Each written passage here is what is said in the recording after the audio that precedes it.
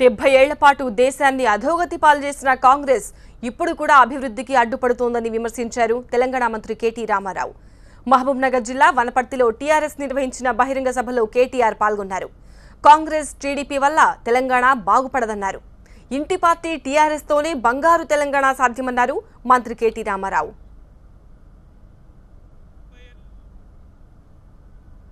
మన రాష్ట్రాన్ని గాని అత్యధిక కాలం 55 ఏళ్లు పరిపాలించింది ఎవరు?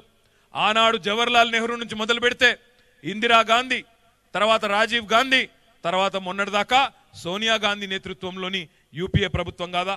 70 ఏళ్లలో 55 ఏళ్లు మీరందరూ కూడా ఆ కాంగ్రెస్ పార్టీకి పరిపాలించే అవకాశం ఇస్తే ఆనాడు వాళ్ళు చేసిందేమీ లేకపోగా ఈరోజు 3 ఏళ్లు కూడా నిండని తెలంగాణ ప్రభుత్వం మీద మాటలతో దాడి చేసే ప్రయత్నం చేస్తా ఉన్నారు.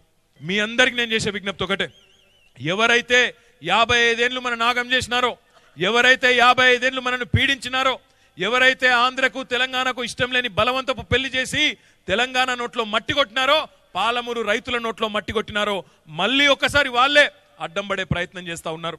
మొన్న జూపల్లన్న మీద పోటీ చేసిన హర్షవర్ధన్ రెడ్డి, పక్కన దేవరకద్రలో పోటీ చేసిన కాంగ్రెస్ అభ్యర్థి పవన్ కుమార్ ఇద్దరు కలిసిపోయి కాంగ్రెస్ పార్టీ తరపున పాలమూరు రైతుల నోట్లో మట్టి కొట్టే విధంగా పాలమూరు ఎత్తిపోతల పథకాన్ని ఆపడానికి చెన్నైకి పోయి కోర్టులో కేసులు వేసినారు. అమ్మ బెట్టది అడక తిననీయది అన్నట్టు వాళ్ళున్నప్పుడు చేసింది లేదు, పాలమూరు రైతులకు చేసిందేమీ లేదు.